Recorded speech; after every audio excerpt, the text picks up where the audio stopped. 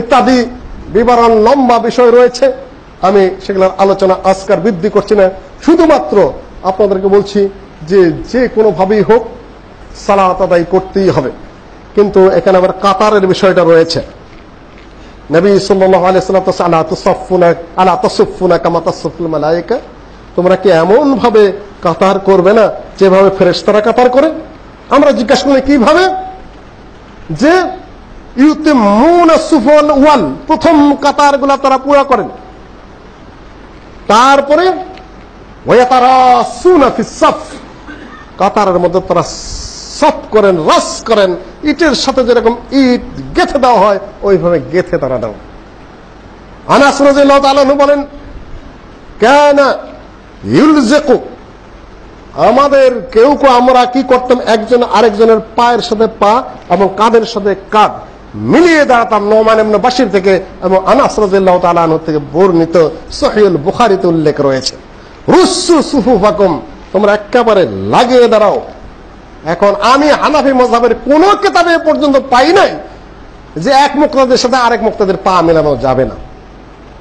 মোল্লা আলী কারি পর্যন্ত উল্লেখ করেছে রাসের অর্থ কি, একজনের সাথে আরেকজনের পা মিলে যাবে। এমনকি হানাফি মাযহাবের যে সবচেয়ে বড় মুহাদ্দিস হিসেবে স্বীকৃতি দেওয়া হয় উমদাতুল কারিওয়ালা, এটা বদরুদ্দিন আইনি সাহেব সহিহুল বুখারীর ব্যাখ্যা করতে গিয়ে বলছেন রাস হলো একজনের সাথে অপরজনের পা মিলিয়ে দেওয়া। আমি এই জন্য বলছি চেয়ারের সালাতে কাতারের সাথে সম্পৃক্ত, এটা এই জন্য একটু উল্লেখ করছি। সেটাও তিনি বলছেন।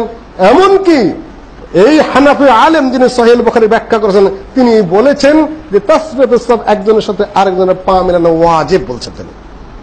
সৌদি আরবের আলেমরা সুন্নাত বলেছেন, এই হানাফি আলেম বলেছেন ওয়াজিব। এবং যারা সুন্নাত বলতে চায় তাদের প্রতিবাদ করেছেন 8-10 জায়গায় সহিহুল বুখারীর ব্যাখ্যা করতে গিয়ে।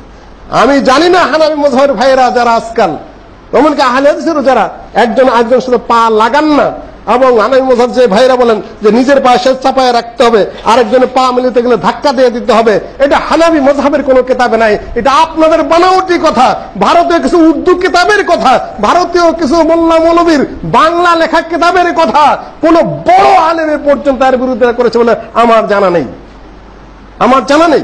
মোল্লা আলী কারি হানাফি বলুন, এমনকি হেদায়ের মধ্যেও লেখা আছে মুহাজা, মহিলারা কেন পিছনে দাঁড়াবে, কেন নারী পুরুষের যদি একসাথে পা মিলিয়ে দাঁড়ায় তাহলে ফিতনার সৃষ্টি হবে। এটা হেদায়েতও আছে পা মিলানোর কথাটা। কিন্তু আমি জানি কামাল ইবনুল হুমাম হেদায়ের সরা করতে গিয়ে ফাতুল কাদিরের মধ্যে এই রাসের হাদিস এক মুসলিম আরেক মুসলিমের পা মিলাতে হবে এই ব্যাপারে সব রাওয়ায়াতগুলো তারা উল্লেখ করেছেন। হানাফি মাযহাবের কোন অথেন্টিক রেফারেন্সে দুই মুসলিমদের মধ্যে ফাঁক রাখা যাবে এমন কোন কথা এ পর্যন্ত আমি পাই নাই। আপনারা কোথায় পেলেন আমি জানি না। এমনকি দুই মুসলিমের মধ্যে ফাঁক থাকে, আল্লাহ নবী বলেছেন সেখানে হাদাফ ঢুকে। হাদাফ হলো ইয়ামানের এক জাতীয় কালো ছাগল, ওই কালো ছোট ছোট শয়তানের মতো শয়তানগুলো দুই কাতারের মধ্যে ঢোকে। হাজার মুসল্লি সালাত আদায় করছেন, লক্ষ মুসল্লি সালাত আদায় করছেন, দুই পা মুসল্লি দুই মুসল্লি মিলাচ্ছেন না, মাঝখানে শুধু শয়তান দাঁড়াচ্ছে। তাহলে আপনার এই লম্বা লম্বা পাগড়ি আর ফজিলত কোথায় যায়? স্বেচ্ছায় সবখানে শয়তানকে জায়গা করে দিচ্ছেন। হাদিস সুনান আবু দাউদে, হাদিস সহিহ, কোনো সন্দেহ নেই। কাজেই যারা আমরা চেয়ারে সালাত আদায় করব তারা যখন দাঁড়াবো চেয়ারটা পিছিয়ে দিব, পাশের মুসল্লির সাথে পা মিলে দিতে পারি। বসে যদি আদায় করি পাটা দুই দিকে ছড়িয়ে দেব, পাশের মুসল্লির সাথে যেন তার পাটা লেগে যায়। এটা কানা ইয়ামসাহু রাসূলুল্লাহ সাল্লাল্লাহু আলাইহি ওয়াসাল্লাম বাইনা মানাকিবিনা, আল্লাহর নবী ইকামতের পরে তারপরে আমাদের দুই যে বাহুর সাথে বাহু মিলিয়ে দিতেন, পায়ের সাথে পা মিলিয়ে দিতেন।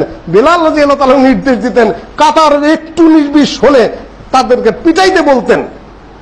এমনকি হানাফি আলেম আল্লাহ বদরুদ্দিন আইনি বলেছেন যদি সুন্নত হতো সুন্নত ত্যাগের জন্য আল্লাহ নবী পিটাইতে বলতেন না, নিশ্চয়ই ওয়াজিব।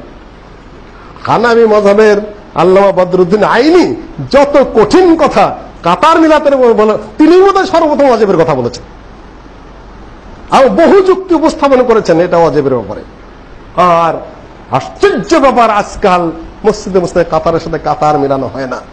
নবী সাল্লাল্লাহু আলাইহি ওয়াসাল্লাম দেখলেন যে একজনের বুকটা একটু আগানো আছে, তিনি তাকে লা তুসাউনা সুফুফাকুম ইবাদাল্লাহ, হে আল্লাহর বান্দারা কাতার সোজা করো।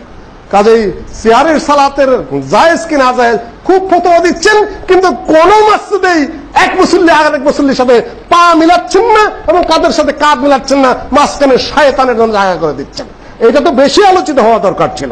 প্রাসঙ্গিক কথাটা আমি জন্য বলি, আমি মনে করি বাইতুল মুকাররম থেকে ফতোয়া জারি করা দরকার যে আল্লামা বদরুদ্দিন আইনি থেকে শুরু করে, মোল্লা আলী কারির থেকে শুরু করে, হেদায়েত থেকে শুরু করে, হেদায়েত সরা একার ফাতুল কাদির থেকে শুরু করে সর্বত্র যেটা নিয়ে কঠিন বিবরণ এসেছে হাদিসের উপর ভিত্তি করে, আপনারা যে হানাফি হয়ে থাকেন তাহলে পায়ের সাথে পা মেলানোর ব্যবস্থাটা সম্পূর্ণ বাস্তবায়ন করুন। সিয়ারের সালাতের মাসালা, ওজরের মাসালা, ওটা অত্যন্ত সহজ ব্যাপার। আল আযার তুবিহুল মাহযুরাত, সমস্যা হলে ওজর হলে সবই জায়েজ আছে, এ নিয়ে এত কঠিন বিবরণের কোনো প্রয়োজন আছে বলে আমি মনে করি না। কাজে যারা চেয়ারে সালাত আদায় করবেন, চেয়ারটা একটু ছোট হবে যাতে পিছনে সিজদাদের যেন সমস্যা না হয়। যতক্ষণ দাঁড়াবেন তখন মুসলিমের সাথে মিলাতে পারেন। বসে করলে যেন এই আপনার বসে অবস্থা মুসলিমের সাথে মিলে সবচেয়ে ভালো হয় মুআখার শেষ কাতারে যাওয়া। আল্লাহ নবী বলেছেন প্রথম কাতারটা পুরো করো, সমস্যা যত আছে ফিল মুআখার, আবু দাউদ হাদিস, শেষ কাতারে সমস্যাগ্রস্ত যত আছেন সব শেষ কাতারে। তবে আগের কাতারের ফজিলত আছে, অন্যকে সমস্যা না করে আরেকটা সুন্নতের উপর আমল যেন ক্ষতি না করে যদি পারেন করেন, না যেহেতু হাদিসের বিধান ওয়ালের সাথে দাঁড়াতেও পারবেন, ওখানে আরেকজনের সমস্যাও হবে না। আল্লাহুম্মা আনসুর মান নাসারা দীনা মুহাম্মাদিন সাল্লাল্লাহু আলাইহি ওয়াসাল্লাম।